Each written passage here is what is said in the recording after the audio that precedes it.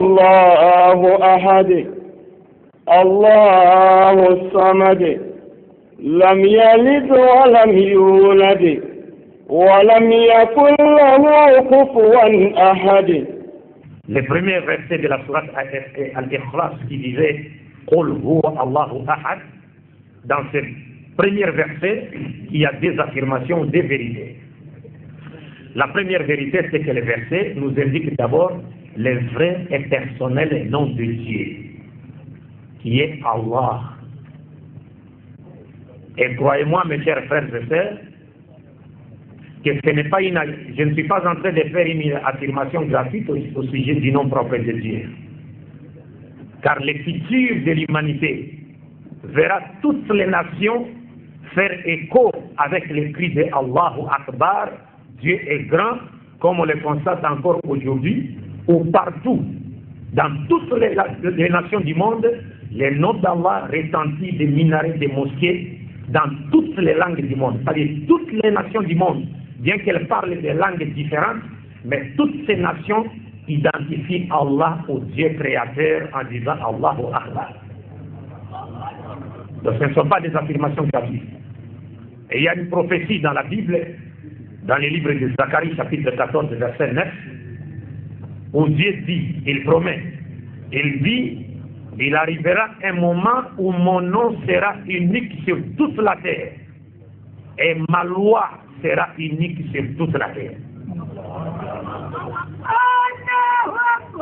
Le seul nom qui sera connu sur toute la terre, le seul nom de Dieu qui sera connu sur toute la terre, c'est bien celui d'Allah.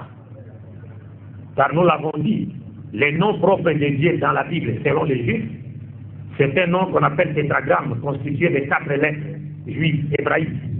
Yod, He, Waw, He. Parce que l'hébreu, c'est comme l'arabe. Hein? Ouais. Alif, Ba, Ta, Sa, Ja, A, ainsi de suite. En hébreu, vous avez Aleph, Bet, Gimel, Dalet, He, Vav, Zayin, He, Tod, Sin, Shin, Swad, Lamed, ainsi de suite. Donc, ce sont des langues sémitiques qui sont voisines et qui s'écrivent de droite à gauche. Et ce sont des langues qui peuvent être lises sans voyelles. L'arabe comme l'hébreu. Alors, chez les Juifs, le nom propre de Dieu, c'est Yod, He, Waw, He, que les Juifs lisent aujourd'hui Yehovah ou Yahuwah. Mais ce nom ne peut pas être regardé comme étant le nom propre de Dieu. D'abord parce que c'est un nom qui n'indique qu'un seul caractère de Dieu. Yahweh, Yod, He, Waw, He, est tiré du verbe Haya en hébreu. Donc c'est un nom qui est une caractéristique du verbe être conjugué à 3 temps, passé, présent et futur. Donc ça n'exprime que l'un des attributs de Dieu qui est Dieu est celui qui existe. Un point trait. Donc ça ne veut nullement dire Dieu est Al-Razaq ou Dieu est Al-Qadir ou Dieu est Al-Hayy. Ça veut dire simplement Dieu est celui qui existe. Donc ça n'exprime qu'un seul caractère de Dieu. Et en plus de cela, les Juifs ont oublié la véritable prononciation de ces noms. Aucun Juif ne connaît comment ces noms se prononçaient à l'origine. Personne. Parce qu'ils ont, Dieu a voulu cela. Après avoir transféré le pouvoir prophétique au peuple de l'islam, Dieu leur avait fait oublier la véritable prononciation de ces noms. Donc les Juifs ne savent pas si ces noms se prononcent Yahuwah, Yehoah ou Ehoah ou Ihoua, ils ne savent plus. Alors pour remédier à cette difficulté, qu'est-ce qu'ils ont fait? Ils ont pris l'un des attributs de Dieu dans la Bible qu'on appelle Adonai, qui s'écrit par Aleph, Dalet, Nun, Yod. Donc ils ont pris les voyelles d'Adonai, Khataf, Patah, les Fatha en hébreu, les voyelles d'Adonai, les trois, c'est-à-dire il y a Khataf, Patah, Cholam, Khiri. C'est-à-dire les trois voyelles d'Adonai, ils les ont insérées, ils les ont placées sous les tétragrammes Yod, He, Waw, He. Donc au départ, quand ils ont inséré les voyelles d'Adonai dans Yod, He, Waw, He, ça a donné au départ Yahuwah. Et dans leur système de voyelles, ils ont remplacé les A d'Adonai par la voyelle brève E, en hébreu qu'on appelle Sheva. Finalement, ça a donné Yehoah. Donc c'est un amalgame des voyelles d'Adonai et les consonnes de Yehoah, de Yod, He, Waw. La véritable prononciation, les Juifs l'ont perdu. C'est comme aujourd'hui, chez vous, vous avez l'ex-président Tanja. N'est-ce pas? Dans son nom, le nom Tanja, vous avez les consonnes T. Ça s'écrit avec D aussi. Hein. Ou bien, c'est avec J seulement. Non, je ne voudrais pas citer la voyelle. Il y a J, DJ. Donc il y a T, D et J.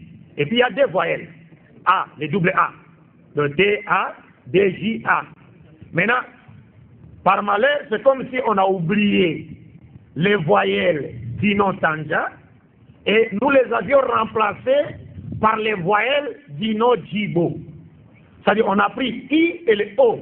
On a inséré les I et les O dans Tanja. Finalement, ça a donné Tidjo. Ou bien Tinjo. Voilà la vérité sur Yehoah.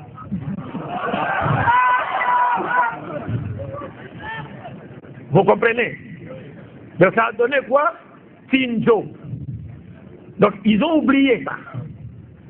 Donc si les Juifs ont oublié la véritable prononciation de ces noms, donc ces noms ne peut en aucune manière être considérés comme étant les vrais et personnels noms de Dieu qui sera connu dans toutes les nations. Non, parce que déjà le pouvoir prophétique a quitté les enfants d'Israël pour aller vers les Arabes. Et à la tête de qui nous trouvons Mohammed sallallahu alayhi wa sallam. Parce que Jésus-Christ avait annoncé aux Juifs, il leur avait prévenu. Il leur avait dit, dans Matthieu chapitre 21, à partir du verset 30 à 44, il leur avait dit ceci: le royaume des cieux vous sera enlevé et sera donné à une autre nation qui en produira les fruits. Et parlant de cette nation, il a dit, quiconque tombera sur cette nation se brisera, et celui sur qui cette nation tombera s'écrasera. Là, il parle du caractère invincible de l'islam. Donc celui qui attaque l'islam se brise, et celui que l'islam attaque est détruit, complètement détruit. C'est le caractère invincible de l'islam. Donc la prophétie a déjà été transférée. Et quant au terme témoin de Jéhovah, parce que je ne sais pas si vous avez des témoins de Jéhovah ici, ils existent.